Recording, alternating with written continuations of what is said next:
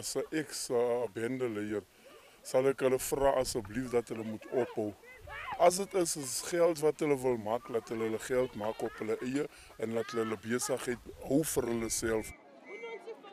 Die voormalige bendeleier sê 2 jong manne is agter die onlangse skietery in Westbury. Dit is 2 mense wat betrokke is in die hele ding. En die 2 mense is 2 jong manne. Ek sal hulle sê dat hulle moet ophou en hulle geld wat hulle het, sal hulle moet vat en vir hulle regte toekoms begin. Laat hulle vir hulle legal besigheid en responsibilities aanvat.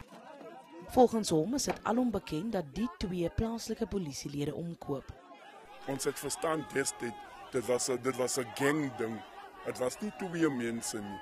Maar nou is dit nou 'n ding wat mense kom deur 2 mense. En as die docket ingaan by die polisiestasie, dit raak nou so Shoprite. Jy gaan in met jou Shoprite pakkie en jy koop jou docket en jy stoot daar uit. Nog 'n voormalige bendelid pleit by jong bendelede. Hulle moet ophou voordat dit te laat is. Ek was hier as 25 jaar van my lewe in die gevangenis in. Ek het verskillende misdade gepleeg, geroof, was met 4 wapens gevang, dwelmsmisbruik, alkoholmisbruik.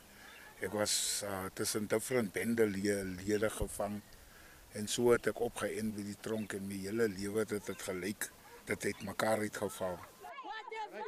Dis volgens hom onnodig dat verdere onskuldige bloed vloei. Die enigste uitweg is dat daar hoop nog is vir hulle, dat hulle lewe moet verander. En die enigste uitweg wat ek ge-experience het is om na die Here toe te gaan. Jenna Lee Bilong, Eunice, Westbury, Johannesburg.